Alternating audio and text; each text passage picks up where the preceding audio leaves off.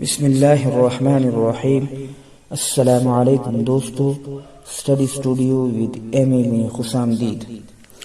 دوستو، آج کا ہمارا موضوع کچھ محاورات اور اس کی معنی بیان کرنا ہے۔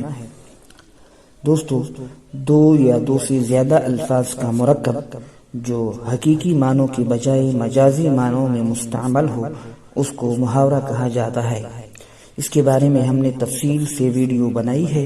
اگر آپ نے وہ ویڈیو نہیں دیکھی تو اس ویڈیو کی ڈسکرپشن میں اس کا لنک دیا گیا ہے، آپ اس ویڈیو کو دیکھ سکتے ہیں۔ تو آئیے شروع کرتے ہیں۔ سب سے پہلا محاورہ ہے کان کترنا۔ اس کا مطلب ہے فریب سے لالچ دینا۔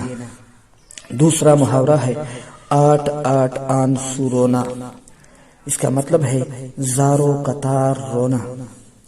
تیسرا محاورہ ہے ہاتھ پھیلانا، تو اس کا مطلب ہے بھیک مانگنا۔ اگلا محاورہ ہے فاختہ اڑانا۔ اس کا مطلب ہے مزے لینا۔ اگلا محاورہ ہے سانپ سونگ جانا۔ اس کا مطلب ہے بے حس و حرکت ہو جانا۔ اگلا محاورہ ہے طوطے اڑنا۔ اس کا مطلب ہے حیران رہ جانا۔ اگلا محاورہ ہے قول دینا۔ اس کا مطلب ہے وعدہ کرنا۔ اگلا محاورہ ہے یار غار ہونا۔ اس کا مطلب ہے گہرا دوست ہونا۔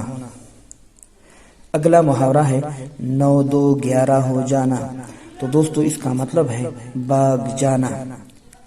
اگلا محاورہ ہے سبز باغ دکھانا۔ اس کا مطلب ہے دھوکہ دینا۔ اگلا محاورہ ہے آس لگانا۔ اس کا مطلب ہے امید قائم رکھنا۔ اگلا محاورہ ہے آسمان ٹوٹنا، تو دوستو اس کا مطلب ہے بڑی مصیبت کا آنا۔ اگلا محاورہ ہے آسمان سے باتیں کرنا، تو اس کا معنی ہے بہت بلند ہونا۔ محاورہ ہے آستین چڑھانا، تو اس کا مطلب ہے لڑنے کے لیے تیار ہونا۔ اگلا محاورہ ہے آسمان سر پر اٹھانا، تو دوستو اس کا مطلب ہے بہت زیادہ شور کرنا۔ سب سے آخری محاورہ ہے 3 حرف بھیجنا، اور اس کا مطلب ہے لعنت بھیجنا۔ دوستو ویڈیو پسند آئے تو آپ لائک کر سکتے ہیں، شیئر کر سکتے ہیں، چینل کو سبسکرائب کر سکتے ہیں۔